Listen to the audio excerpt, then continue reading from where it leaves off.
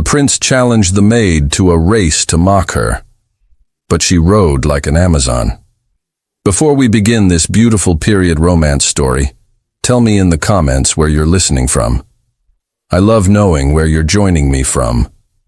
The south terrace drowsed under spring light, the kind that softened marble and turned every leaf a different green.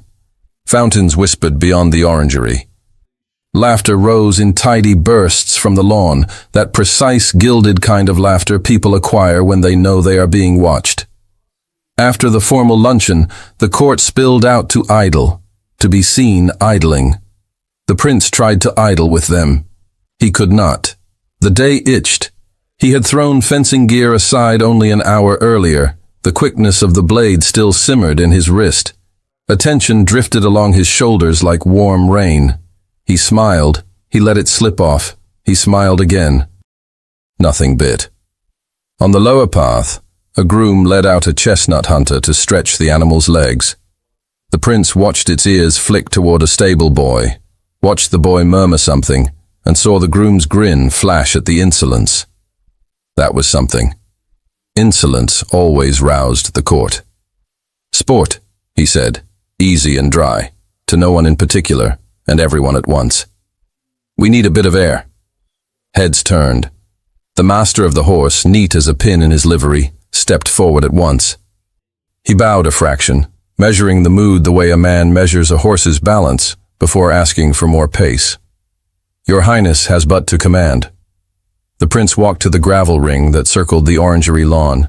He traced it with his boot heel, as if sketching a figure with a blade. A course, a straight to that urn, a tight curve round the yew arbor, back along the balustrade. A return worth watching. A ripple of interest. The court rearranged itself without being told.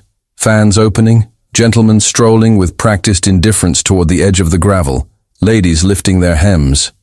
The master of the horse signaled. 2 grooms trotted out the chestnut hunter and a tall dapple-gray mare used for morning exercise. The mare blew softly, eyes like river stones, and tossed her head toward the stable boy who had the leading rein. The boy, brimming with the day's small courage, said too much aloud. "Even a maid could sit her, she's that sweet," he said, and then checked himself, too late. It ran like lightning through dry grass. The prince turned his head slowly, smiling as if he had not heard, which showed everyone that he had. In 3 steps, the joke that would have died in the dust was transformed into something with teeth. He glanced across the terrace to the line of servants in the shade. Sun flashed on silver canisters. Linen clean and white as new bone. One face held stillness instead of slack compliance, and because she did not drop her eyes at the speed of habit, his attention caught. "You," he called, pointing with the lift of his chin rather than a finger, the sort of command that feels like an invitation until it lands. "Come have your bit of air." A murmur, not about the maid, about him, the way he had said it. He heard it and let it lie. The master of the horse cleared his throat with authority. "Your Highness, the physician should speak." The court physician, summoned by a look and a nod, came forward at once, pale wig, steady mouth. "If there is to be speed, let it be tempered. The stones at the corner of the yew are loose. I require prudence." "I always obey physicians," the prince said, which was true in public and almost true in private. He gestured. "Mark it then." The senior equerry moved, efficient and silent. He set a stake at the first straight, another by the final balustrade, and tied a length of blue silk ribbon between them.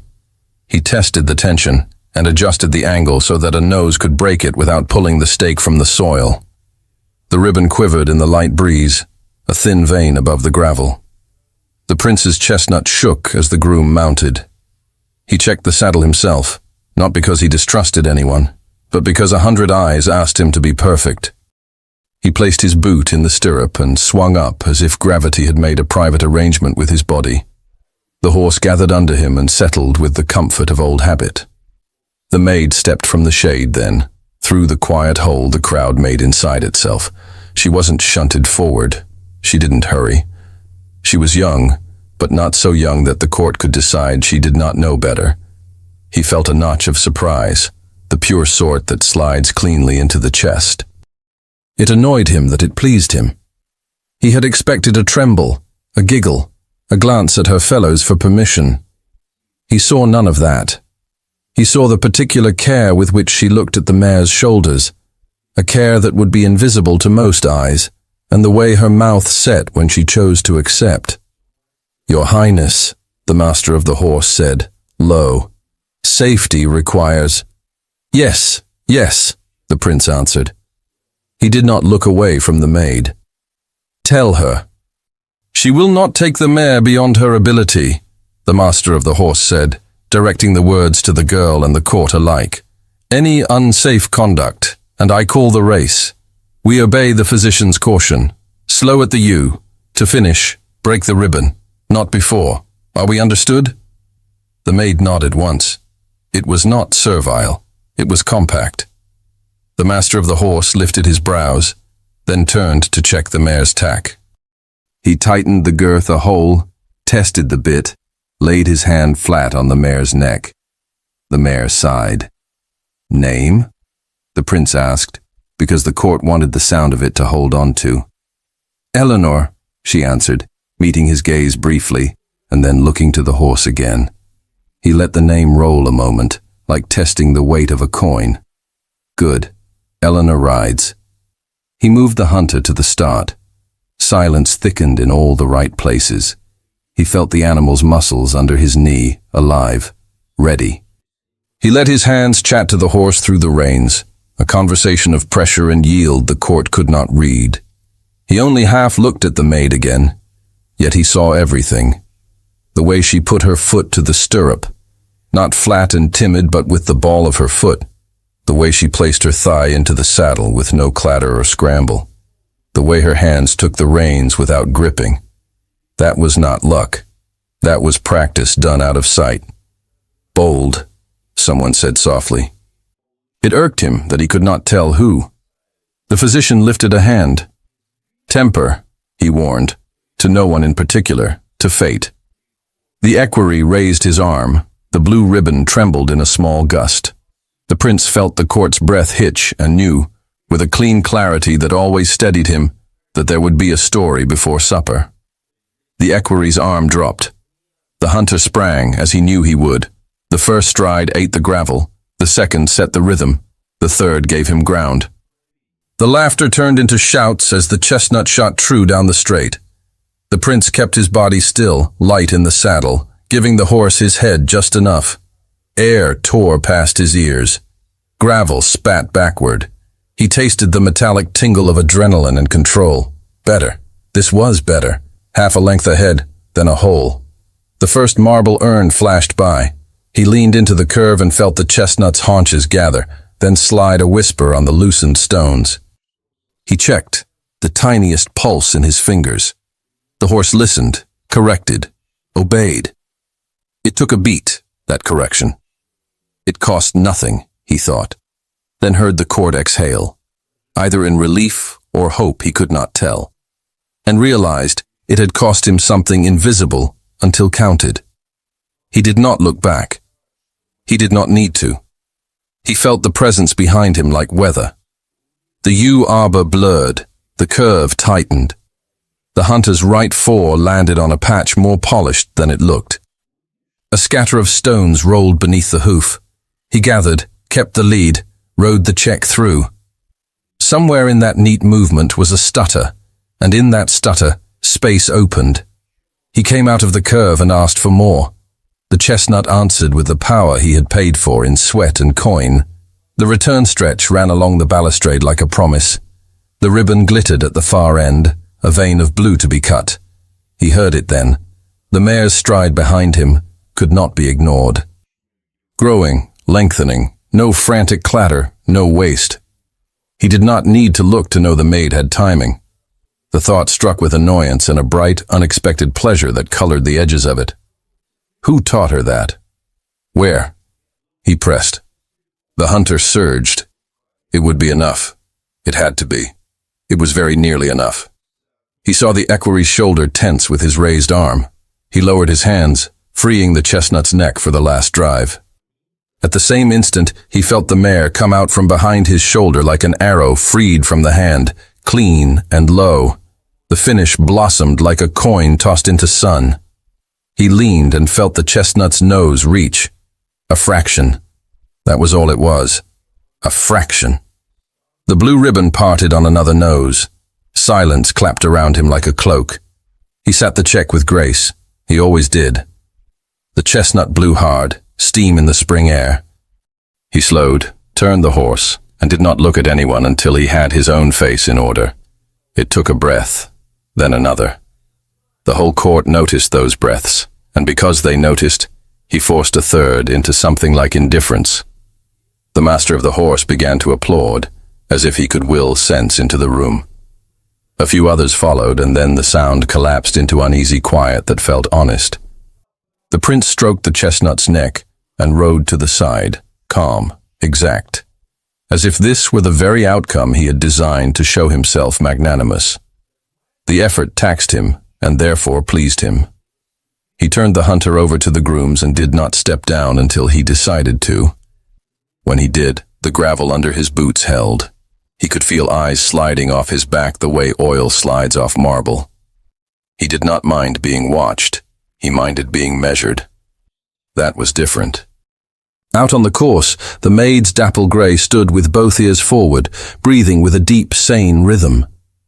The blue ribbon had snapped and fluttered, and in a twist of chance and wind, a loop of it had caught against the maid's sleeve where it now hung, like something both gaudy and undeserved, if one were inclined to think so.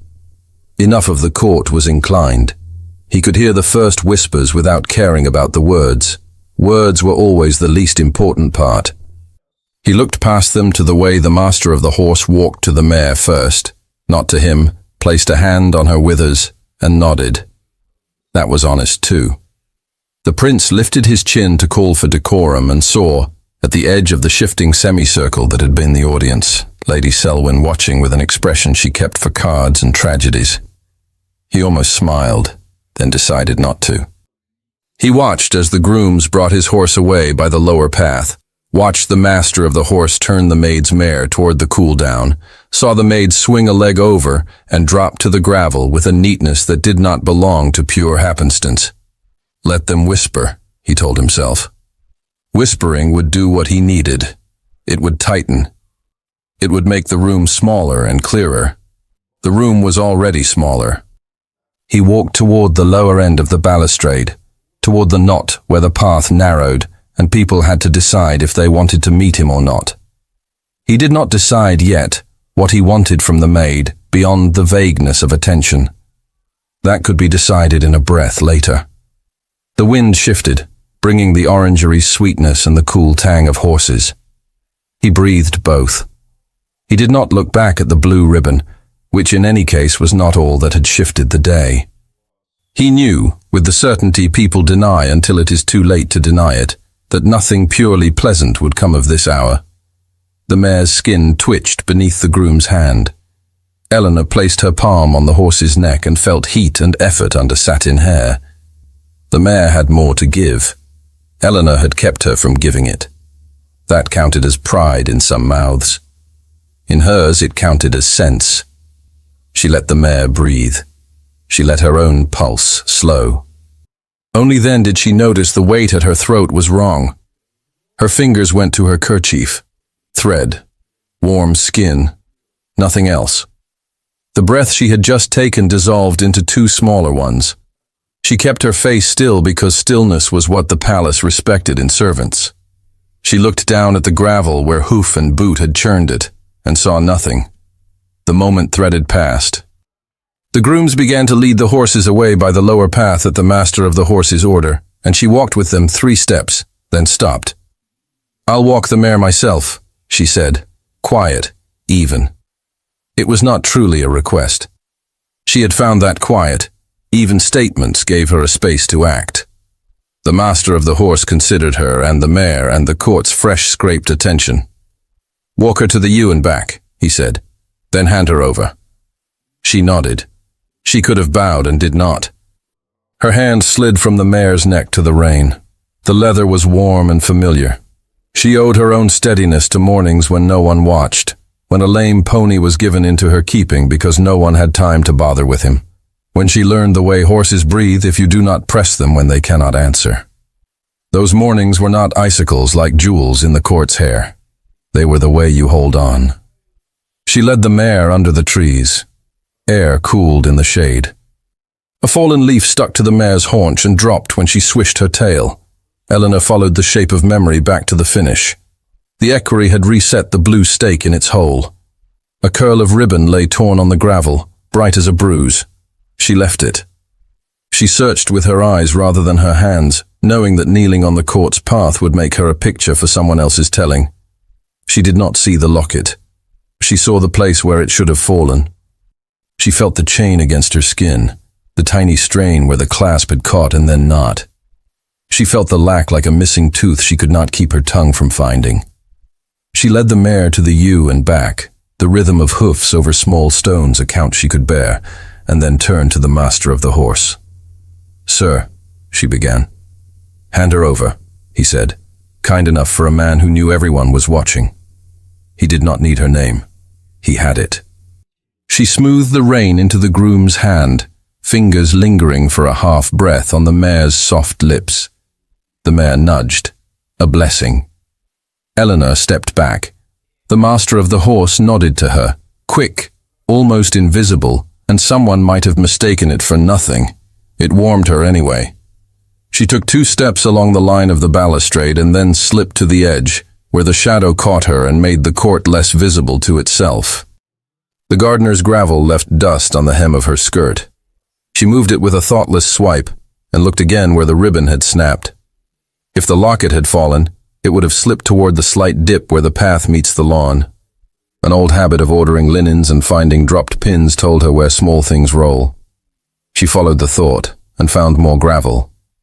The locket was not there. What had she expected? That a trinket could fall in front of an entire court and be ignored?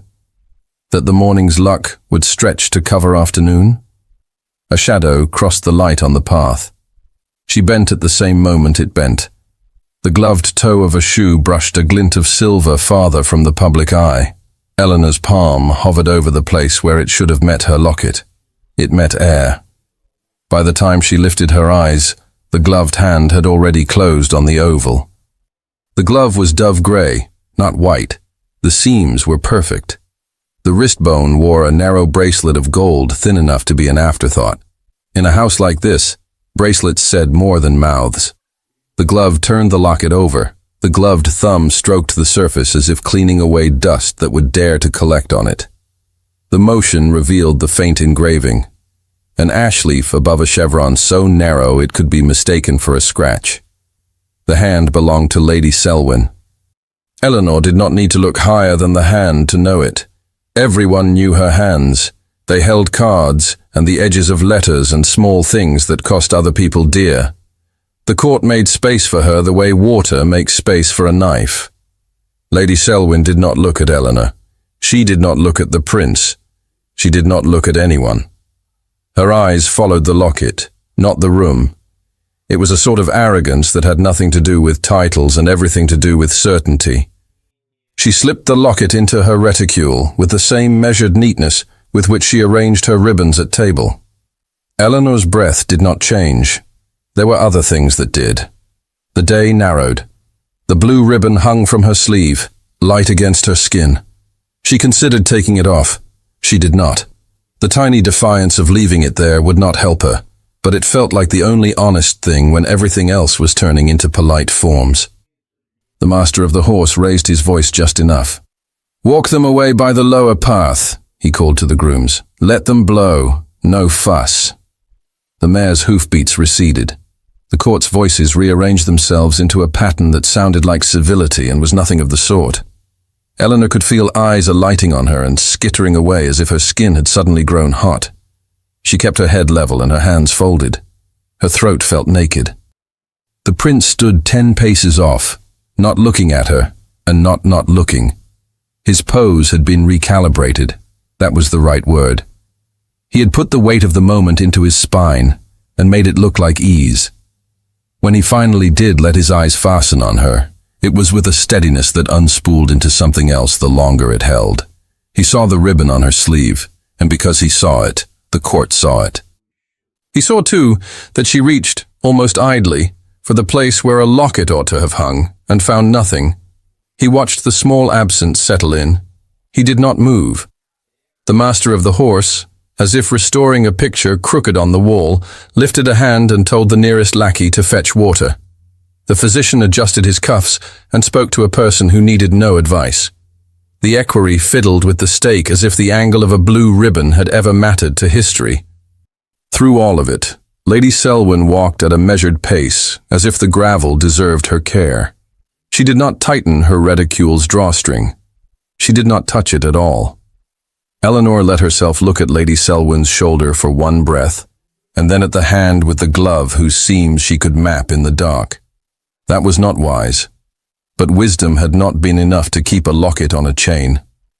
She took a step toward the place where she could have met Lady Selwyn's gaze, and then, remembering what rooms do to people like her when they do not take care, bent instead to retrieve the scrap of ribbon on the ground. It came up bright between her fingers. She looped it round her wrist, beside the loop that had caught itself, because she needed to do something with her hands that looked like nothing. Sun moved on the lawn. The shadows edged toward evening. The court began to disperse in pairs and trios that would arrange their talk to suit their supper. Eleanor could feel, in the way people turned their bodies, in the way they quoted each other's expressions, that the race was already a story someone else owned. The chestnut's shoes rang once on the lower path, a small sound that cut more cleanly than it should have. She waited for a glance, a signal, an instruction. The master of the horse gave her none and all mercy at once by saying nothing more. The prince, whose eyes had paused on her, and then resumed their life as instruments of rule, pivoted as if to leave, then did not. Lady Selwyn paused long enough at the yews shade to examine the tip of her glove for dust that was not there. Eleanor's chain lay cool against her skin, empty, precise, accusing. Around her, the air felt newly scarce.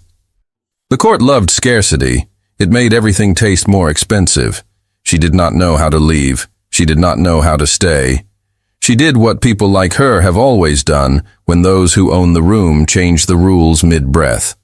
She made herself small in all the ways that mattered to the room, and large in all the ways that mattered to herself, and she waited for the moment to declare itself. The prince drew a breath that changed nothing and everything at once. Lady Selwyn turned toward the colonnade with Eleanor's locket hidden in her reticule, and the wide, amused day abruptly became a narrow, dangerous night. The prince stood very still and let the silence shape around him. He felt it, the new contour of the afternoon, the way attention changed temperature after a reversal. It stung and it steadied him in the same instant. He had been trained for rooms like this, for missteps turned into posture, for posture turned into story. "Inspect the corner," he said quietly, as if discussing nothing more than hedges. "The yews, stones. They'll say the path was at fault." The master of the horse inclined his head. "At once, Your Highness." Two grooms jogged to the turn and scuffed their boots into the loosened gravel, then knelt to lift a handful and let it pour through their fingers. The act was theater for the physician, for the equerry, for the glances that needed a direction. It was also proper care of the course, which mattered to the master of the horse no matter who watched. The physician drifted near, measured concern shaped like an apology. "Fortunate, the check you took." "I am always fortunate," the prince said, without looking at the man. "It is half my occupation." The equerry returned the blue ribbon to its place with a new knot. The end fluttered as if it had opinions. The prince's eyes went there and then away toward the colonnade, where servants arranged themselves into usefulness and invisibility. He saw the maid step aside, saw her fingers find the hollow at her throat, saw them close on air. It snared his attention again, that small absence, because something was always being taken in rooms like these, and most of the time the room pretended it hadn't noticed. "Shall I declare the mare a risk for afternoon sport?" the master of the horse asked low. following the line of caution that would let the court pack the moment back into etiquette. No, the prince said. She was well chosen for what she did. There was a risk in that answer. He let it sit between them. The master of the horse absorbed it and said nothing more. Microhooks spun out around him without effort. The court loved implication. They could make a day last a month in their telling. He gave them a new thread. Have the grooms cool both, he said. Lower path. Avoid the noise. The master of the horse signaled. Handlers moved, practiced as water. The chestnut, all sinew and pride, walked with its ears half back, listening for the permission he would not give it again today. The dapple-gray mare tipped an ear toward the maid as if speaking.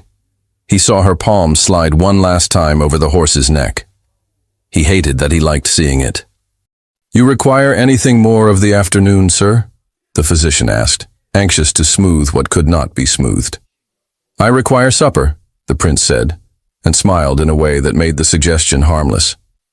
And something other than this to discuss. He turned slightly and caught Lady Selwyn's profile, the nonchalant exactness with which she held her reticule. His gaze touched it, moved on, returned for a half-breath that cost him more than it showed. She had her prize, whatever she imagined it to be. That, too, would have to be managed. He stepped back from the center of the lawn with a measured ease that told everyone decorum had returned, because he had decided it had. The trick, always, was to carry humiliation like a glass of water, level, without spilling, without clenching. As he reached the edge of the gravel, a junior understeward slid near with a bow that was almost a curtsy. Your Highness, a suggestion from the Lord Chamberlain. The evening's reception might benefit from formality. Will it? The prince said. The question did not require an answer, only obedience. You may tell him I welcome order. He watched the message leave the garden in the understeward's hands, a thin current joining larger ones moving invisibly through the house. He let himself look back once at the blue ribbon on the maid's sleeve. It was nothing. It was something. He walked away, as if it were nothing. Eleanor kept to the column's shadow and felt the ring of absence harden into sense. The court moved past in eddies. She stood still and did not snag anyone's eye. That was a skill, too. She measured everything the palace measured: posture, angles, the width of a smile. And then she measured what the palace never counted: breath, the feel of ground through thin leather soles, the scrape of linen on skin when your heart beat faster than was safe. She would have liked to kneel and comb the gravel with her hands.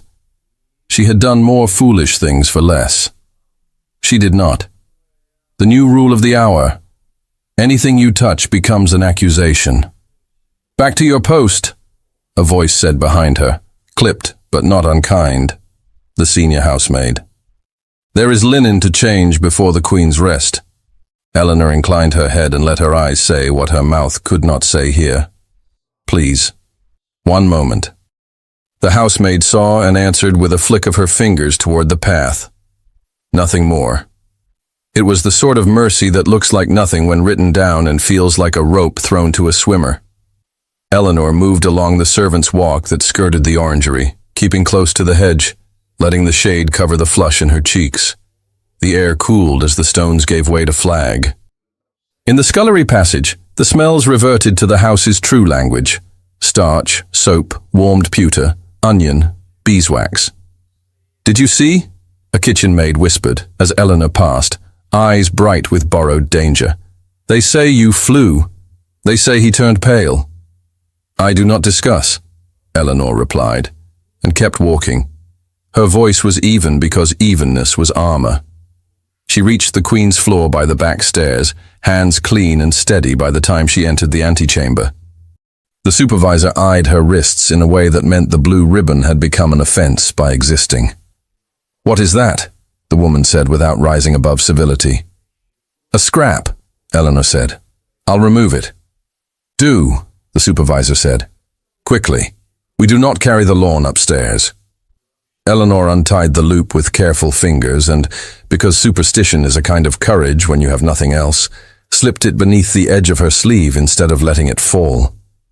Then she took up the work, freshening flowers, shaking out clean linen to catch light, aligning porcelain in a line so straight it calmed something raw inside her. She moved in the old rhythm, the one that belonged to mornings when the palace had not yet noticed her, when tasks were tasks and not messages. She almost found a place for her breath when a page arrived, soft-shoed, with a stiff square of paper pinched between two fingers. "For Eleanor," he said, as if the name were a question. The supervisor took it and turned it over, reading the seal with her eyes before she broke it with her thumb. She passed it to Eleanor without letting their hands touch. "The Lord Chamberlain requires a brief accounting of the afternoon's diversion," she said. "You will present yourself when called." Eleanor read the neat lines. The language contained neither threat nor kindness. It was a request that was not a request. "Yes," she said. The page lingered with the comfort of someone who has no stake in the outcome. "There may be another," he said idly. "They're sending in every direction." She nodded and put the note away where she kept her pins. Her heart, obedient to habit, slowed enough for her to notice it. She set a vase on a table. She arranged 6 stems, not 7. The second note arrived before she had finished the flowers. Different seal. The master of the horse this time, requesting the name of the groom who attacked the mare and the time at which she was brought out. It asked for nothing more, and said much. That fault was being measured. That blame would find a level. The supervisor looked uncomfortable when she handed it over. "Answer only what is asked," she advised. "Nothing else." "I know the groom," Eleanor said. "I will give his name." "Choose your words," the supervisor said. "Words cost." "I have little to spend," Eleanor said, and set the vase down. In the scullery passage again, they had already built a different story. It always happened fast. A laundress folded a sheet and said, "She taunted him, they say." A footman polishing a candlestick said, "He planned it to be generous at the end." A housemaid younger than Eleanor said nothing and watched her as if watching were work. Eleanor delivered her answers where she was told to deliver them, aligned her face to the style of the house, and tried once more to count the breaths that made up an hour. It could have unspooled into evening like any other. It did not. Under the laurel walk, Lady Selwyn paced as if the leaves themselves were listening. She had sent the other women on, with a murmur about the heat and the glare and a headache that wasn't. The space was private by the oldest method, by the manner in which she possessed it. The clerk the Lord Chamberlain used for errands came to her at once, hat in hand, back at the angle acquired by men who spend their lives at the edges of rooms. He was one of those agreeable creatures who knew where paper lived and how to coax it into speech. "You will do something useful," Lady Selwyn said. She did not waste his time with prefaces. In the household records there is a catalogue of minor arms, a miscellany no one reads except men like you when ladies like me require it. You will find an ash leaf and tell me the names it has adorned. The engraving is very faint. It may be mistaken for a common leaf. It is not. The clerk nodded as if she had asked him whether the day was fine. "Yes, my lady." "You will also tell me," she added, pacing one measured length of gravel and back, "if any of those names have been extinguished in the last generation in such a way as to leave questions. We do not like questions. No, my lady. And you will not say my name to anyone while your hands are on those books, or after." He had the sense to look surprised by the implication. "My lady, I never speak." "Of course you do," she said lightly. "Only not when it matters. Go." He went, at a brisk pace that pretended to be casual. She stood, turned the locket over in her reticule without looking at it, and watched the court ripple with the aftershocks of the afternoon. She did not bother with indignation for the prince's sake or the maid's. Indignation did not pay. But she did care for stability. The court in chaos meant the wrong people spoke too loudly. The prince passed within sight, receiving a series of bows like a man walking through soft rain. Lady Selwyn let her lips part in a polite smile that did not warm at all. He did not meet her eyes. Good. She preferred a man who chose his vantage points. The clerk returned sooner than most would manage. That was why she used him. He had a paper folded across his palm, careful of the ink. He held it like a thing that could bite. "Ashcombe, my lady," he said quietly. "Baronetcy, Northam. Crest. Ash leaf proper above a chevron sable. Extinguished within 20 years. The debts were severe. The properties were sold to a consortium. I have a list of names." She did not look at the list in the garden. She had never liked seeing disaster under sun. "You will take this to the Lord Chamberlain's office," she said, "and say that a woman in service bears this device openly and that she was made public in a foolish game. You will say it looks like presumption, or at least is unseemly. You will stress prudence. You will not say my name." The clerk hesitated for the first time. "My lady, this touches—" "Yes," she said, and let the word cut him off with the sharpness of an ivory paper knife. "It touches everything. That is why we will not pretend it is nothing. Use the phrase household order. Use the phrase in the interest of restraint." Men love phrases. They hide in them. "Go." He went again. She walked once more along the laurel's edge, measuring her steps to the rhythm of a piece of music she didn't like, because it kept her pace steady. Later in the west corridor, he crossed back with his hat in his hands and a different angle to his back. He had been to the Lord Chamberlain. He had been to the private secretary because the Lord Chamberlain is a creature of pathways and did not wish to appear to act behind a royal's shoulder. The web pulled taut. Lady Selwyn breathed in once, the sort of breath that burns in good lungs, and let it go. "Thank you," she said, which was not gratitude so much as routine. "Your ladyship," he said, and vanished into the linen of the house. The prince's private secretary found him in the smaller music room where he had not gone to make music. He had gone to sit with his hands clasped behind his back on a window ledge because it looked like calm and felt like a rope. "There is to be a change this evening," the secretary said. He was a man of polished elbows and good silence. "The Lord Chamberlain proposes a formal dinner in the long gallery." "Proposes," the prince repeated, and let the word amuse both of them. "For what purpose?" "To honor certain guests, and to clarify a matter touching the household's conduct," the secretary said, quoting precisely. "To punish a maid and teach me a lesson without naming either," the prince said. "Good. It would be vulgar to be explicit." The secretary did not smile. "There is also the matter of a device, an ash leaf above a chevron. It has been seen on the person of the maid. It concerns several eyes who remember old accounts." "Old accounts are the only kind that matter here," the prince said. He did not ask how the device had traveled from a maid's throat to eyes that sat at high tables. He knew. It had walked in a glove. He let silence have the room for a count of 8. "We will not rage," he said at last. "We will attend dinner." He softened his voice. "Send a note to the master of the horse. Ask him to put in writing the management of the course. Ask nothing more." "Yes, sir." "And ask the Lord Chamberlain," he added, with a courtesy that could be translated as warning or as grace, "to grant me the minimal kindness of being informed before he calls any name." The secretary bowed, neat and exact. Meetings like this were how a house did not devour itself. By dusk, the house had changed skin. You could hear it in the steps. Ceremony has a different weight. The herald stood at the foot of the great staircase and struck his staff against marble. The sound traveled like a tide up the walls and down the corridors. Even the servants felt it in their bones. That order had been declared. "His lordship announces a change," the herald called, and everything he did with a voice. "The informal reception is replaced by a formal dinner in the long gallery, to honor distinguished guests and to clarify a matter touching the household's conduct.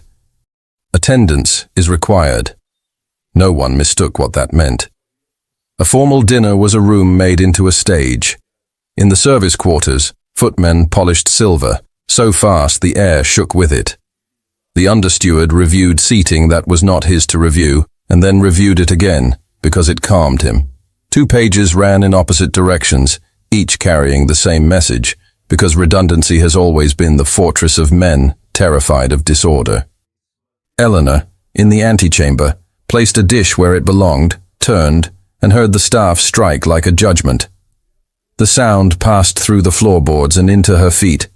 She stopped moving long enough to make herself take 1 step, then another.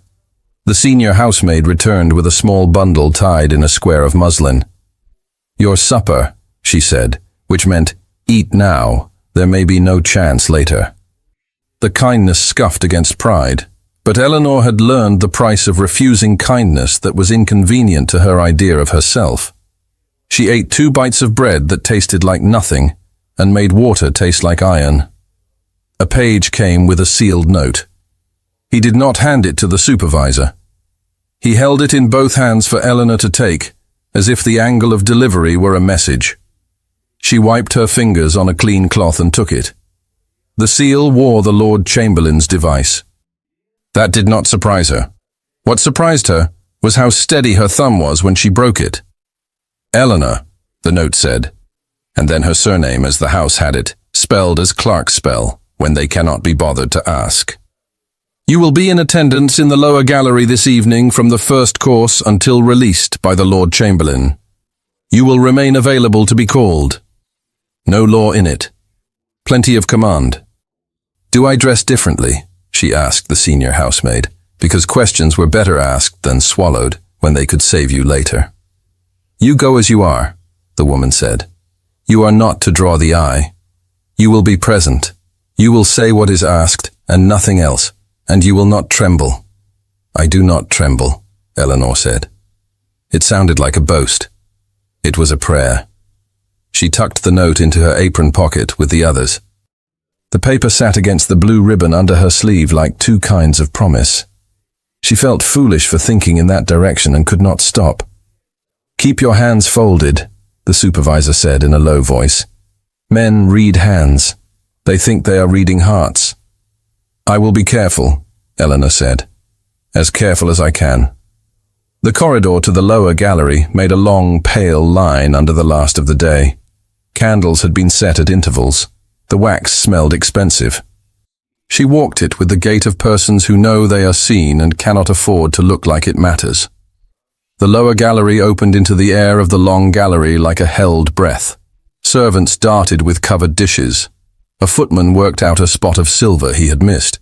The master of the horse crossed at the far end and did not see her, or pretended not to, which was also a kindness. The Lord Chamberlain's clerk stood with a small book and an expression that told her he knew everyone's name and would use it. "Here," he said, placing her in a dark alcove that was not entirely inside and not entirely out. "You will remain within sight." She stood where the clerk had placed her and did not touch the wall with her shoulder for support, because someone would read that as weakness or insolence or anything at all except fatigue. From where she stood she could smell the wax and the starch and the first course turning in its steam, and beneath that, the older smells of wood and rivalry. The high windows caught the last blue of evening. She watched it recede a fraction and understood what that meant, that events would now unroll at the pace of candles and appetite. A last page arrived, breathless with importance, and pressed a small square into her palm. She did not mistake this one. The seal was heavier, the script finer. It told her nothing she did not already know, except in the way a blow feels different when it is named. She lifted the seal to the candlelight and understood with a cold, steady certainty that she would be named before the court tonight. Candles lit the long gallery like a constellation by decree. Polished parquet mirrored flame. Portraits of hunts and treaties gazed down with the same measured indifference they had offered to every scandal for a century. The hum before a formal dinner carried its own grammar. The light scrape of chairs, a note from the ensemble testing the air, the soft friction of silk deciding how to fold itself when history watched. Edward entered late enough to be remarked and early enough to be forgiven. He felt the eyes and let them find no handle. He inclined his head, where it would do the most good and the least damage. He took his place beneath a painting of a stag brought to bay by hounds, a composition in which triumph looked suspiciously like exhaustion. On his right, the heir spoke to a privy councillor about tariffs, as if tariffs could wash a day clean. Farther down, the Lord Chamberlain stood like geometry in human shape. Lady Selwyn, 2 places from the end, breathed as if the entire room were made for her ease. The Master of the Horse sat away from the main table, as custom required for officers when called to explain, his face set to the calm of a man ready to be thorough. Edward let his hands rest exactly as etiquette had taught him, fingers barely intertwined, wrists relaxed. Beyond the pillars that divided the long gallery from its lower companion, a dark alcove held a single figure. She did not move. He found her without meaning to. The tilt of the head he had seen under sun, the stillness that was not submission but balance. The blue ribbon on her wrist had the insolence of a bird that refuses to leave a tree when stones are thrown. A gong kissed the air. Conversation sank a measure. The first course made its procession, stealthy and inevitable, like time. He took a spoonful without tasting it, and set it down untouched. He listened for footsteps he had asked to hear. When they came, the measured approach of the Lord Chamberlain leaving ceremony for function, Edward felt the room contract around its skeleton. "My lords, ladies, and honored guests," the Lord Chamberlain said. His voice held that curious softness that makes people listen harder. "Before we proceed, a brief matter touching the conduct of the household requires remark." Forks stilled. Fans paused mid-sweep.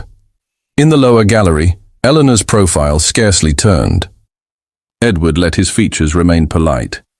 His throat felt neither tight nor loose. He was not nervous. He knew exactly what he could not do, and exactly what he would do when he must. "This afternoon," the Lord Chamberlain continued, "a diversion on the South Terrace was improvised in which a race was run on gravel not designed for such exertion. It took the form of amusement. It touched on the dignity of this house. To preserve order, we will account for it briefly." He gestured. A corridor in the air opened. The Master of the Horse rose and inclined his head toward the room, then toward Edward. The movement said, "I will be accurate. I will not be your defense. I will not be your accuser. Your office," the Lord Chamberlain said, "oversaw the animals." "Yes, my lord," the Master of the Horse replied. 2 mounts were led out for exercise appropriate to the hour. A course was marked by the senior equerry. The corners were inspected. The physician advised temper. My grooms stood by. At no time were orders given that contravened safety. The mare selected for the servant to sit was of mild disposition and sound feet. When the course proved loose at the U corner, I made note for the future. His diction made even stones sound reasonable. He left out what rooms add as garnish. He did not say the prince had asked. He did not say he had hesitated. He did not say a blue ribbon had become an instrument of fate. "The physician," the Lord Chamberlain said, glancing toward the pale wig and steady mouth. "The check was skillful," the physician admitted, "fortunate that it was taken." The Lord Chamberlain let that settle without asking whose skill had mattered more. "The servant," he said, and allowed the word to rest where a name might have been. "The servant will attend," he announced. Edward watched Eleanor step from shadow into visibility with no drama at all. Her footfall made less sound than the shifting of a lace cuff at the far end of the table. She stopped where she had been told to stop, not quite at center, precisely at the edge of sight. The placement was its own sentence. It said, "Useful to see, improper to elevate." "Your name," the Lord Chamberlain said, permitting ritual. "Eleanor," she answered. The room wanted more. She did not give it. "In service to Her Majesty." Lady Selwyn's fan swept once and closed as if it felt a draft. "You rode this afternoon," the Lord Chamberlain said. "I was told to," Eleanor said. "I obeyed. I kept to the physician's caution. I did not urge beyond the mare's safety." The Master of the Horse inclined his head a fraction. It was not for the Lord Chamberlain. It was for himself. "And you wore," the Lord Chamberlain said, allowing his tone to remain correct, "an object that has caused alarm." Now Lady Selwyn's hand, wearing its perfect glove, lifted with the patience of someone accustomed to being chosen. The Lord Chamberlain nodded. The gesture that followed was small and violent in its implications. She opened her reticule and produced the locket by its edge between two fingers, like a truth held at a distance. "This was not worn openly as a declaration," Lady Selwyn said, almost mild. "It fell. I picked it up to prevent loss. Before returning it, I thought it prudent to remark upon the engraving, which resembles the device of an extinguished house." The locket flashed, a single pulse of light. It drew eyes as surely as any jewel ever worn in that room. Edward felt the pull and resented it. "Describe the device," the Lord Chamberlain instructed, still scrupulous. "An ash leaf above a narrow chevron," Lady Selwyn replied. "Common enough if one is careless, not common if one keeps one's books." A privy councillor shifted, the movement of a man recognizing a ledger line in a human shape. "Ashcombe," he murmured to no one. "Northam." The word did not travel far. It didn't need to. It had done its work where it landed. The Lord Chamberlain did not lift his chin so much as sharpen the angle of his neck. "Eleanor," he said, "how came you by this?" "My mother's," she said. "She kept it. She told me to wear it under my kerchief for remembrance. It was not for display. It came free during the ride." "You are certain," the Lord Chamberlain said, "that you did not intend to show it?" "Certain," she said, steady. "Who was your mother?" the councillor asked, curiosity wrapped in caution. "A companion in a house near Northam," Eleanor said. "She served a kinswoman to those of that estate. She did not speak of names the way the court speaks of them. She spoke of promises. They did not hold." There was a small breath drawn several places at once, the sound a fire makes when someone opens a window. Edward felt heat in it.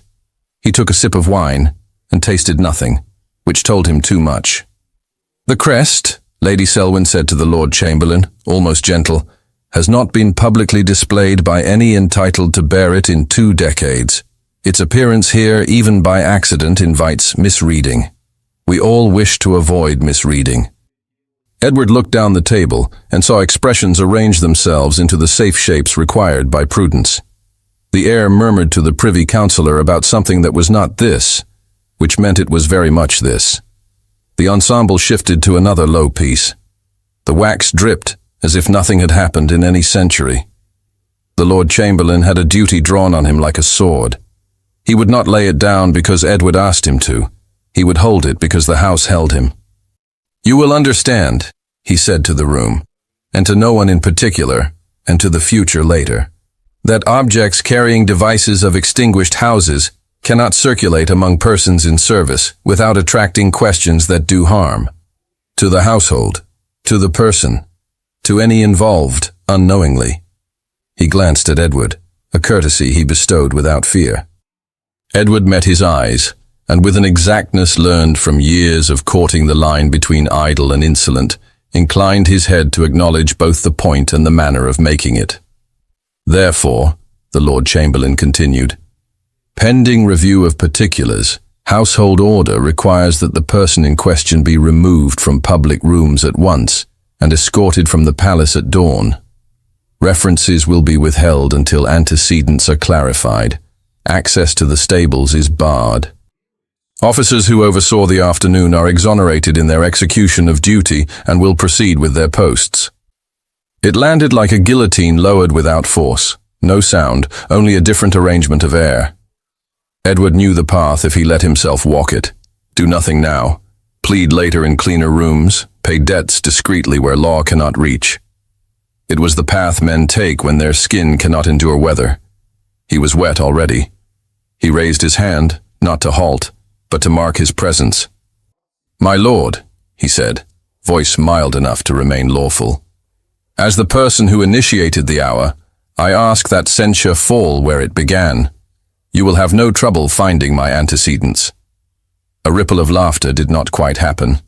The Lord Chamberlain did not permit it. Your Royal Highness knows, he replied, that household order is visible order. We address what can be maintained in front of those who must be kept in comfort. I accept your remark as evidence of concern and wisdom. It does not alter my duty. He turned to a captain of guards who had taken his place discreetly at the back. 2 men, he said, without raising his voice. You will escort the person to the steward's office to await removal at dawn. You will be courteous. You will be seen. The captain bowed. He did not need to look to know who was to be escorted. He had been in the room long enough to learn how to read it. He signaled. 2 guards moved from the periphery with a kind of careful quiet that announces itself more loudly than boots ever can. Eleanor felt them approach before she saw them. The air around her thinned. She fixed her eyes at a point between 2 candle flames and let the world blur into 2 small suns. She had stood for long hours without moving when the Queen slept, and her breath threatened to disturb Lace. She could do it now, for 10 heartbeats, for 12. She did not reach for her throat because reaching would look like pleading. She kept her hands folded as she had been advised, the blue ribbon undercover against her wrist like a temper she would not show. Eleanor, the Lord Chamberlain said, not unkindly, and the tone of it nearly undid her. You will walk with these gentlemen to the steward's antechamber. You will remain there until summoned. You will be given water. You will be left in peace. Do I go alone? She asked, because the thing that keeps you whole is to choose words when you have no choices. You go with them, he said. No one else. She nodded. She looked down the length of the table once. Not to ask, not to search. To place this room in her mind where it belonged, as a place that turned like a lock around a key she did not possess. She did not expect to find the prince's eyes and found them anyway.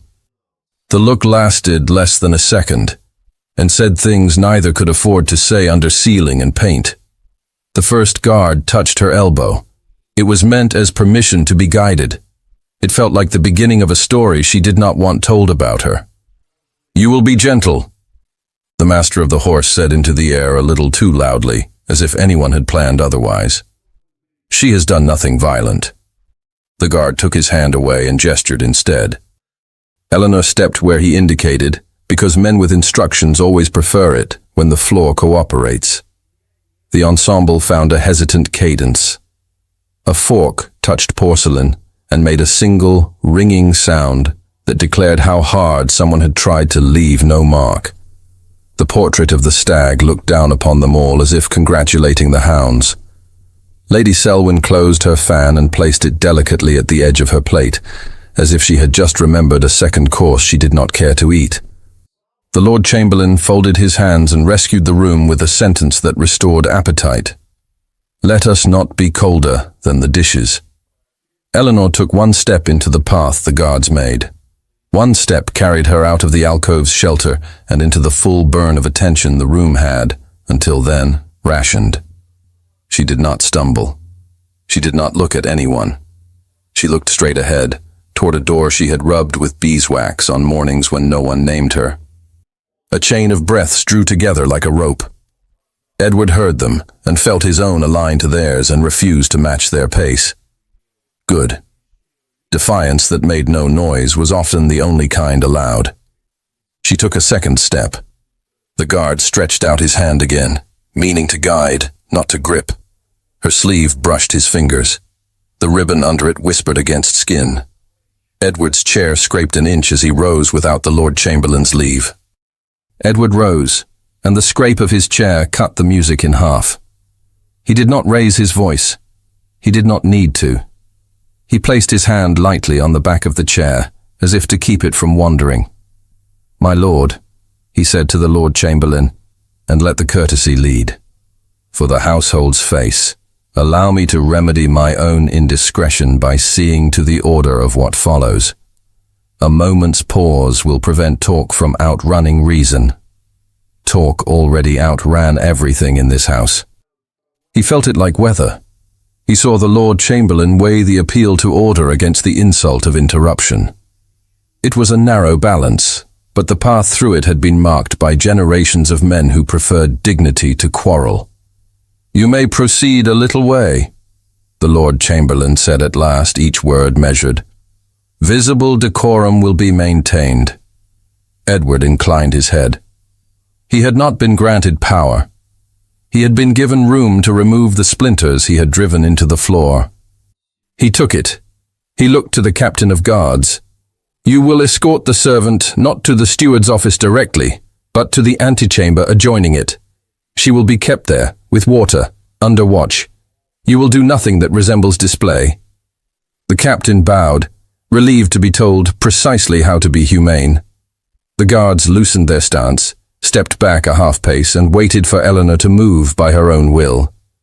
Edward turned his head to the master of the horse, who had not sat. "I require your written account of the course and the mare's condition. Send it to the octagon at once." "Yes, your highness." To his private secretary. "Fetch the chaplain and the keeper of the records to the octagon. I request the parish registers for Northam and the household catalogue of arms. Quietly. We will disturb no more plates than necessary." The secretary vanished like ink drawn into blotting paper. Edward looked again at the Lord Chamberlain, offering him the chance to object in the language of raised eyebrows. The Lord Chamberlain inclined his head, admitting the virtue of procedure when it was his hand that turned the key. Eleanor moved then. She did not let the guards take her elbow. She followed their gesture instead, framing obedience as choice. She left the brightness of the long gallery and slipped into the lesser light beyond. A single figure swallowed by linens and stone. Edward watched her disappear and felt the room grow bearable by a degree. It was not mercy, it was management. He sat because to remain standing would be to make drama where he required silence. The ensemble picked up the thread it had dropped. The air resumed the work of pretending to be air. He ate nothing. Eleanor's soles met cooler stone in the passage, and the sound of music dropped behind her like a curtain. The guards walked at an angle that let her go first without feeling chased. It was a courtesy learned by men told to be courteous under lanterns. She could smell beeswax and paper dust, old friends of corridors that store decisions. They passed the steward's door, a familiar oak face she had polished in mornings that asked nothing of her but care. The guards turned her toward the smaller room that served as the steward's antechamber. It was square and clean, with a chair and a table, and nothing that could be mistaken for comfort if you had your dignity with you. The guards took their places outside the threshold, not inside. She noted that, and breathed a fraction easier. A senior housemaid appeared like a person sprung from woodwork. She set a shawl around Eleanor's shoulders with a briskness that made it less like pity. "For the draft," she said, "you sit if you wish, you stand if you wish. Water will be brought." "Thank you," Eleanor said. The words put a hand under her spine. She sat. She stood again. Sitting felt too much like permanence. Standing felt like being counted. She stood. She folded her hands because that was how they had told her hands behaved when they were not needed. Under her sleeve, the ribbon's edge touched skin like a question she could not answer. The Lord Chamberlain's clerk appeared in the doorway, took in the room with an efficient glance, and disappeared again. The slow machine had begun to turn. She did not know whether the machine would roll over her or carry her. In the long gallery, Edward let conversation brush him like harmless insects. He did not swat. He only waited for the right sound, the cadence of his secretary's feet returning with compliance instead of excuses. He did not need to wait long. The man slipped to his side with the air of a shadow informed. "Your Highness, the octagon is ready. The master of the horse prepares his statement. The chaplain is found. The keeper comes with the folio you requested." "Good," Edward said aloud, for the Lord Chamberlain to hear. To the room at large he said, "Forgive me a brief absence. I will return before the second course. Order requires my attendance elsewhere." He left his chair as if rising were nothing more than muscle and habit. The heir's eyes tracked him, narrowed a degree, and returned to tariffs. Lady Selwyn followed him with the casual interest of a person tracing the path of a fly that might land in her wine. He did not give her the satisfaction of looking back. The octagon room took air differently than the galleries. Sound lifted and came back to the ear a moment later. It was a place designed for intersections, of people, of decisions, of light touching 8 planes of wall. The guards outside the antechamber straightened when he approached. He acknowledged them and stepped into the square where Eleanor waited. For a brief second, her eyes met his. Neither gave way. He saw the shawl at her shoulders, the damp mark left by a water glass on the table, the absence at her throat like a space in a sentence. He wanted to apologize and had nothing the language of this house would accept as apology. "You will remain here," he said, voice controlled and plain. "No one will make a spectacle of you. Officials will come. They will ask. They will record. You will answer what is necessary and not one syllable more." "Yes, Your Highness," she said, the formality anchoring her to a floor that felt lately like water. He turned away before kindness could be mistaken for possession. The master of the horse stepped into the octagon with papers in his hand and the comfort of a man doing his work well. "I have written the sequence," he said. "Horses, course, caution. I add here, at the end, that the locket came free after the finish. It did not hang openly before. The mare was steady. The rider obeyed me." "Sign it," Edward said. The master of the horse signed with the economical flourish of a man who has spent his life writing names that attach themselves to 100 small verdicts. "It will stand," he said. "It will," Edward agreed. The chaplain arrived next, his breath even, his eyes busy with memory.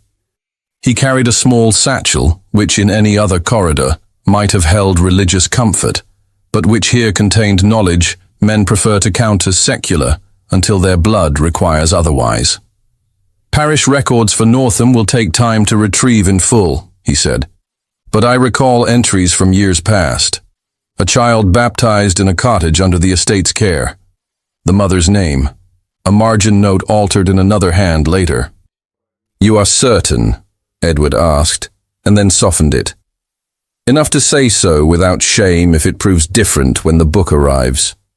"I am certain enough to say I have seen erasure," the chaplain replied, "which is itself a kind of record." Edward nodded. "You will say this when asked, and not one word beyond." The keeper of the records followed with a leather folio hugged to his chest like a sleeping thing. He bowed, placed it on the cleared table, and opened it to a page he had marked with a loop of red string. "Baronetcy of Ashcombe," he said, making the name carry without effort. "Arms, ash leaf proper, chevron sable, extinguished. Debts settled by sale to a consortium. Entries marked, here, here. Names of purchasers as trustees, connections to households still in service." "Readiness," Edward said, which was thanks-shaped for rooms like this. "You will confirm the device if it is presented." "I will confirm the engraving matches the catalogue," the keeper replied. "I do not read blood." "You read ink," Edward said. "That will do." Footsteps approached that changed air before they made sound. The Lord Chamberlain came into the octagon with the inevitability of a law arriving at the scene it created. He took in everything, papers, persons, posture, and left nothing unread. "Your Royal Highness," he said, a greeting and a reminder. "You have set in motion a private review. It can function barely without tearing the seam of decorum, but we must be brief. The House cannot sustain a bifurcated attention past the second course." "I am finished with drama," Edward said. "I ask only that we avoid error when the room is crowded enough to make error permanent." "That," the Lord Chamberlain said, "is reasonable." Lady Selwyn slipped into the octagon then, as if she had been expected. She had not, and yet she had. She waited at the threshold with an expression of mild interest that did not fool anyone whose salary depended on sensing a storm through a brick wall. "Lady Selwyn," the Lord Chamberlain said, by way of naming the piece already on the board. "My lord," she replied, turning her reticule in her fingers without opening it. I believe there is an object that belongs on your table rather than in my keeping. She came forward when invited and drew out the locket with care. Up close in this cooler light, the engraving's faintness revealed itself. Not a bold crest shouted from a coach door, but a private mark pressed into silver long ago. The keeper of the records leaned, not too far, never too far, and compared it to the drawing in his book. It is the same device, he said. The style differs by hand, but not by meaning. The Lord Chamberlain nodded once and looked to the chaplain. The registers, he prompted. Altered marginalia in the year consistent with the age of the person in question, the chaplain said. Nothing that makes a claim. Enough that a promise may have been made and withdrawn. Edward stood very still. Promises carry different weights in different rooms. In this house, a promise given to a servant is a thing men call kindness until they are asked to honor it under candlelight. The Lord Chamberlain let a quiet gather. It was not uncomfortable. It was the sort a room makes when it has remembered its purpose. We will not adjudicate a baronetcy that no longer exists, he said. We will not invent blood. We will correct a public misstep by avoiding a second one. The removal at dawn is suspended pending this review. The person will not be led through rooms like a cautionary tale. She will remain in the antechamber under watch and in comfort. When we have the registers in hand, we will note them. Tonight, we will avoid scandal. He glanced toward Eleanor through the open doorway as if to verify she still existed. She stood where he had left her, the shawl around her shoulders, hands quiet. Her eyes were not dull. They never had been. Edward felt something ease that had sat across his chest since the ribbon broke. It was not victory. It was the chance to choose. Bring her into the circle, the Lord Chamberlain said to the guard, not as elevation, but as acknowledgement. She will hear the words that concern her. She will correct an error if she hears one. Eleanor stepped into the octagon and felt the geometry of it receive her like a mild trap. She placed herself where told, not at the head of the table, not at the corner, but within the area where lamp and book and silver lay. The locket rested on the wood with its chain coiled like a question mark. Beside it, the blue ribbon, placed there by a hand she had not seen, looked absurd and perfect, like a flower on a ledger. The master of the horse read his statement. He did not embellish. When he reached the line about the locket coming free after the finish, something in Eleanor's throat softened. The room believed him. The room always believed men who spoke about horses in a certain tone. The keeper of the records repeated his confirmation. The chaplain repeated his memory. Lady Selwyn, asked if she had anything further, said only, "The house is better when it watches itself," which could be read as penitence or pride depending on the ear. The Lord Chamberlain placed his hand flat on the table. "So," he said, concluding a thing without performing it, "we will carry this order back to the long gallery before rumour eats through the tablecloth.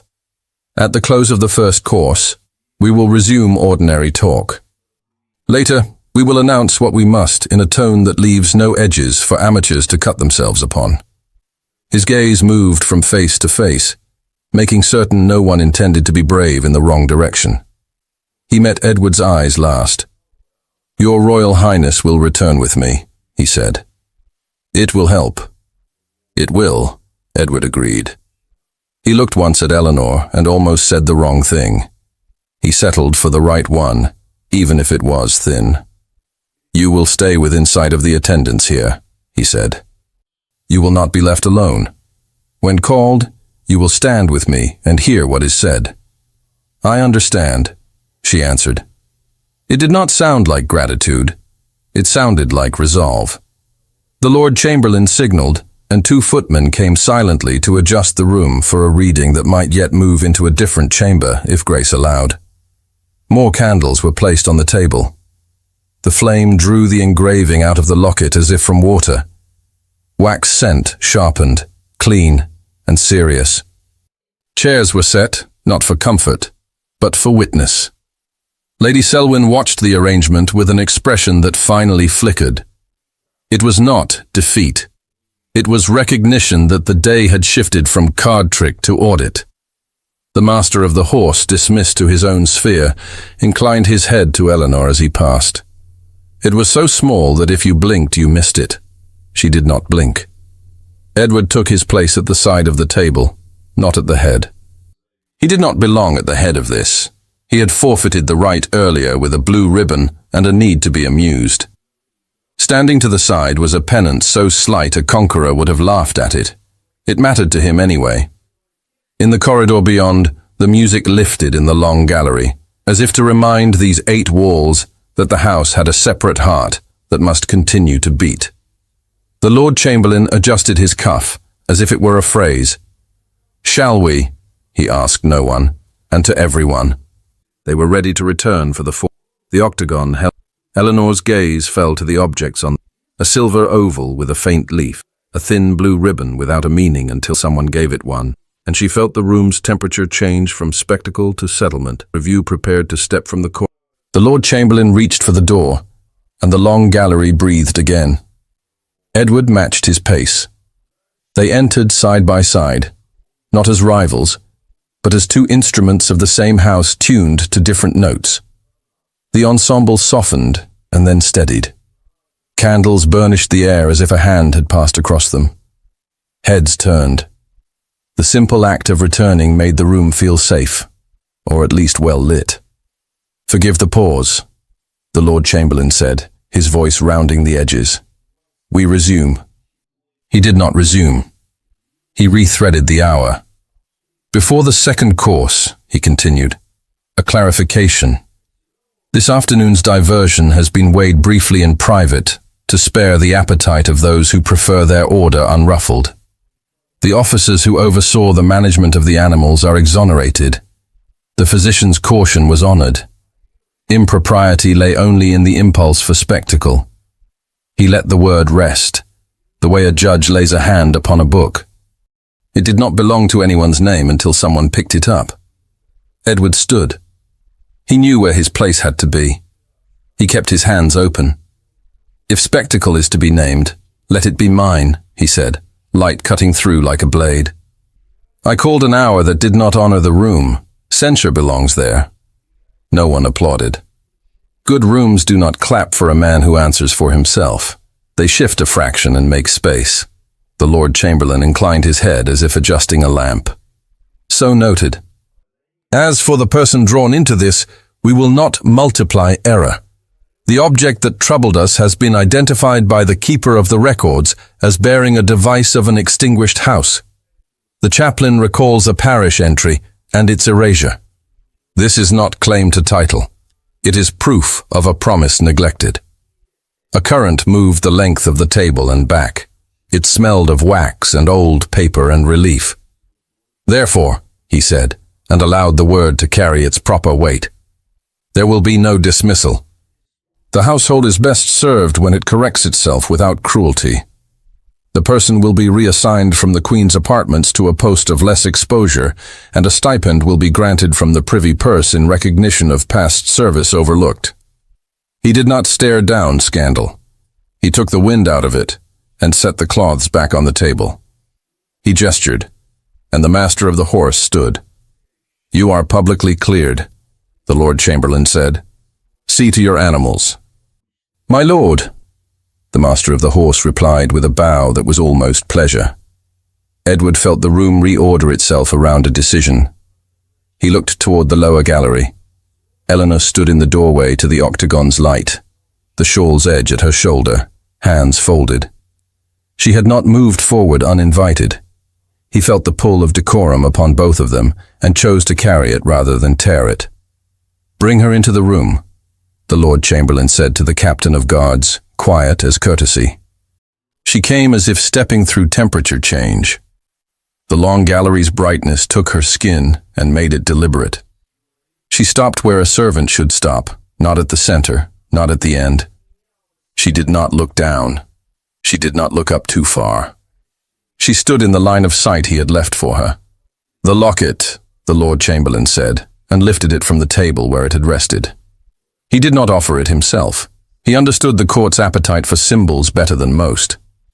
He placed it on the table again, within reach of a hand that must be allowed to reach. Eleanor stepped forward a half step and took the chain. It slid over her fingers like a river. She lifted it and fastened the clasp with a surety that made Edward's throat ache. She did not kiss it. She did not make theater. She returned what was hers to where it belonged and waited for the room to decide what else would be done to her. It did not matter to the court, but it mattered to him that her hands did not shake. "Your Majesty is not present," the Lord Chamberlain said to the heir, acknowledging absence with ritual. "But the house is, and the house will remember itself as humane." It was the most generous sentence a bureaucrat could utter under a painting of dogs. He would have left it there.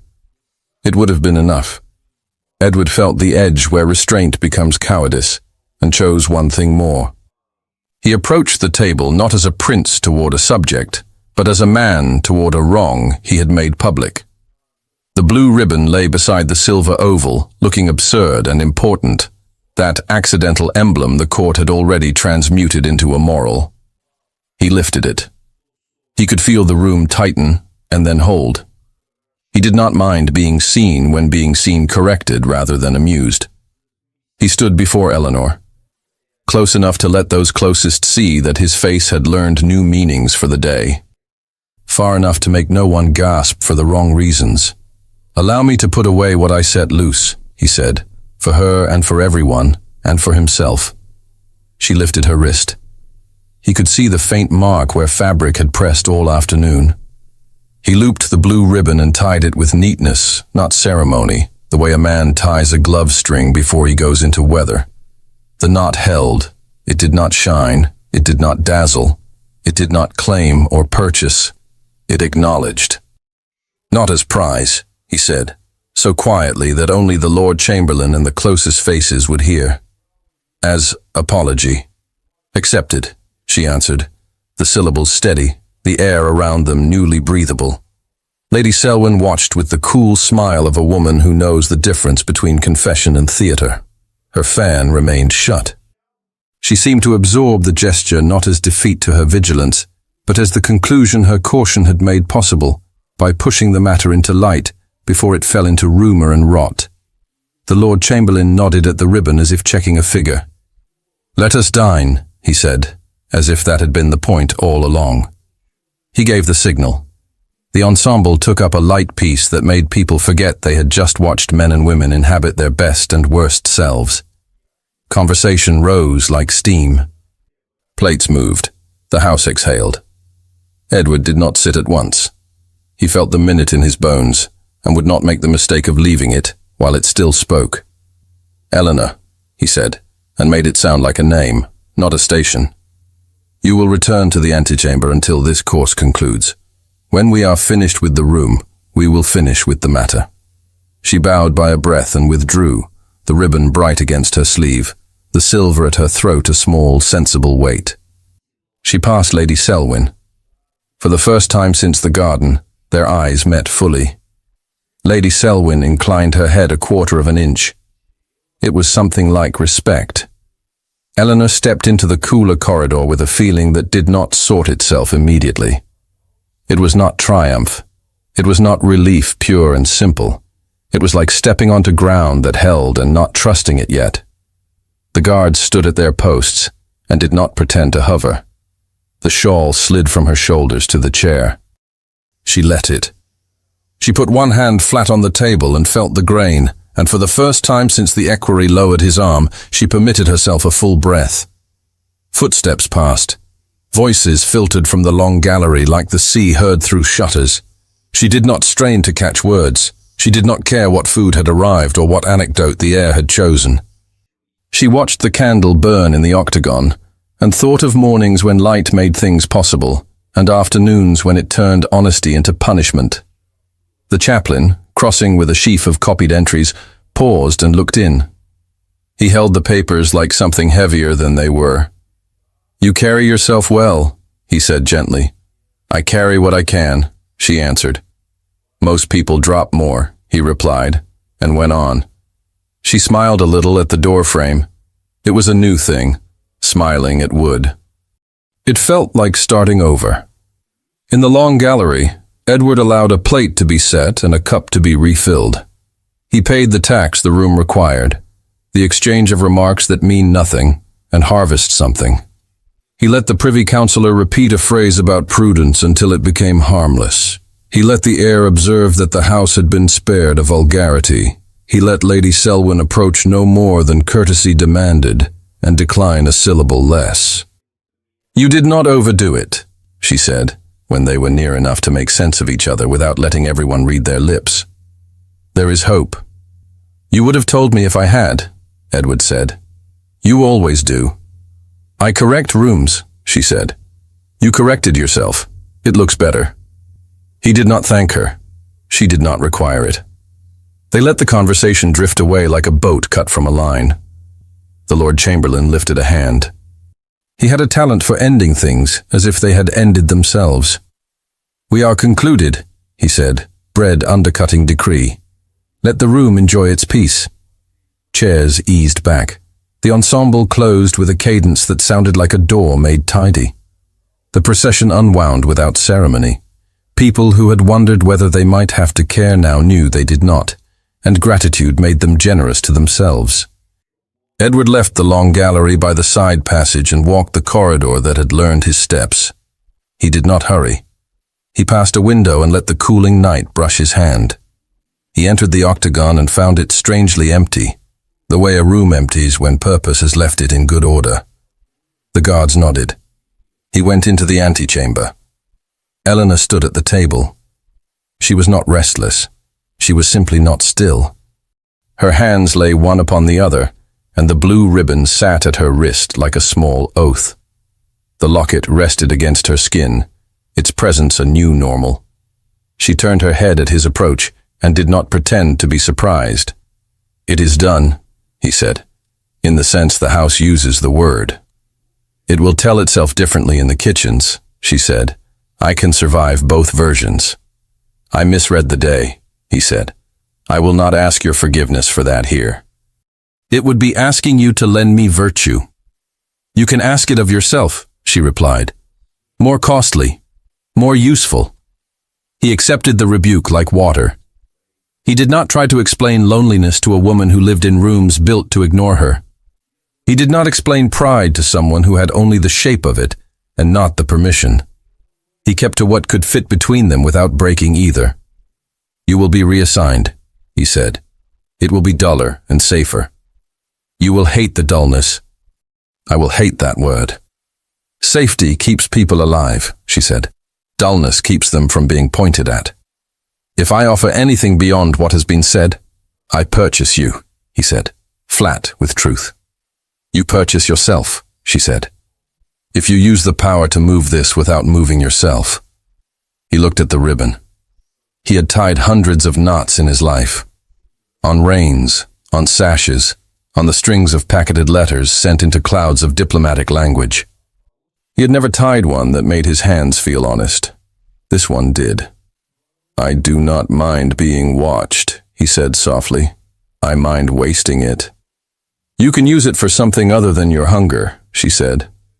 "I can," he said, "if you would let me try." The guards could not hear the shape of the sentences. They heard low voices and the evenness of the tone, and looked away with the tact of men who must stand in doorways all their lives. "Tonight," Eleanor said, "you have done what could be done without turning me into a rumor. Tomorrow, I will carry water differently, but I will still carry it. That is enough for a night." "And after?" he asked. She considered the word. It had gotten her into trouble before. She took it up anyway, because one must rehearse the future, or it does not arrive. "After," she said, "you will pass me in a corridor and choose not to look through me." "I have never been able to," he said. "Then choose to look as if it costs you," she said, and he understood that she wanted dignity, not display.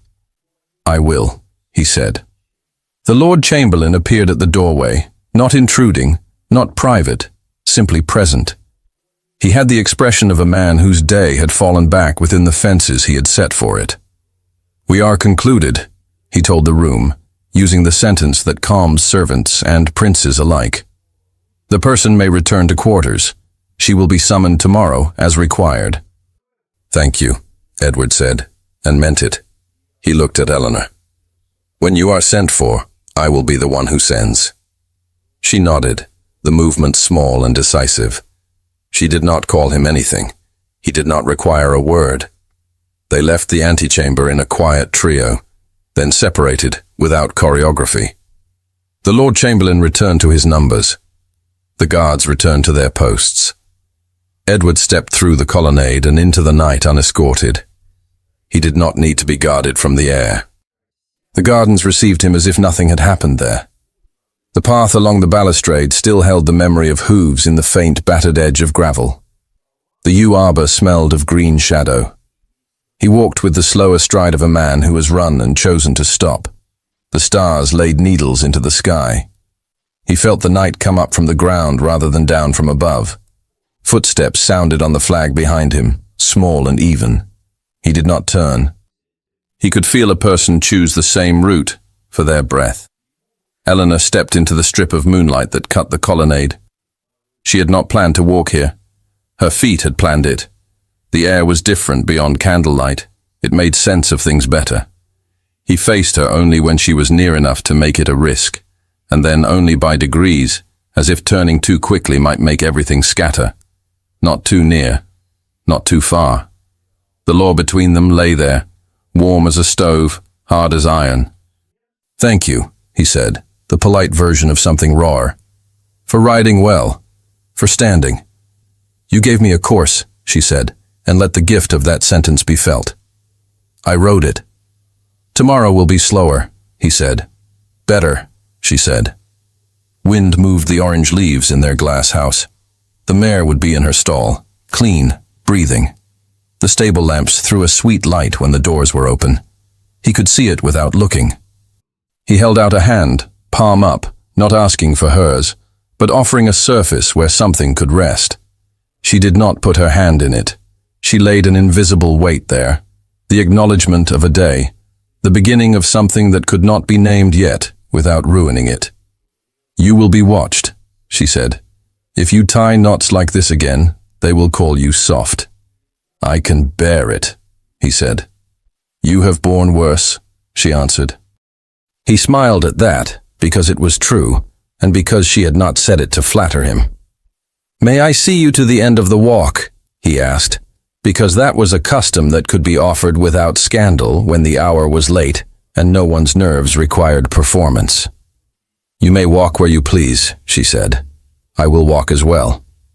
They moved along the balustrade with nothing dramatic in their posture. A shadow traveled with them. The blue ribbon touched the back of her hand with every step and made a rhythm of its own. The locket sat at her throat, cool, then warm. At the corner where the stones had loosened, he slowed. He bent and pressed his fingertips into the gravel and felt how easily it had betrayed him for boasting. He straightened and wiped the dust on his glove, and did not mind the mark it left, because marks are sometimes the only way to remember a lesson. "You will keep the ribbon," he said. "Yes," she said. "I will carry it where people can see and not understand." "And the locket," he said. "That is mine," she replied, "whether anyone understands or not." He looked at her then with a steadiness that should have felt rude, and did not. "You are not a lesson," he said. "You are a person who rides well." "And stands well," she said. "And stands well," he agreed. They reached the end of the balustrade. There was nowhere else to go without choosing to be foolish. He stopped. She stopped. He wanted to bow, and did not, because bowing would be a small theater for the hedges. He inclined his head, because courtesy is sometimes simply exactness. She touched the ribbon, not as a coquette, but as a woman cataloguing what she had. He watched her do it and felt, for the first time that day, that he had put something right enough to forgive himself for what he had begun. "Good night," she said. "Good night," he answered. "Tomorrow I will be careful." "Tomorrow I will be the same person," she said, and the bravery of it broke him a little and made him whole. They parted with the sounds of a house settling around them. A door closed somewhere with a decent finality. The fountain recommenced its whisper. The stars did what they have always done. He walked back along the colonnade without haste. She turned toward the service wing where duties slept until dawn. Both carried the same small colors, blue at the wrist, silver at the throat. Their meanings revised without being erased, the race's mockery remade into something steadier, a promise chosen rather than a spectacle suffered. Thank you so much for listening to this story all the way to the end. We hope it moved you as much as it moved us while telling it. We'd love to hear your thoughts. Leave us a comment telling us where you're listening from and what you liked the most. Rate this story from 0 to 10. What score would you give it? If you enjoyed this story, don't forget to subscribe to the channel and leave a like as a show of support. That really motivates us to keep creating and sharing more stories full of emotion and life lessons. And before we go, we want to remind you that an exciting and heartwarming story recommendation will appear on the final screen. If you'd like to enjoy it, just click on the video. Thank you once again for being here, and we'll see you in the next story.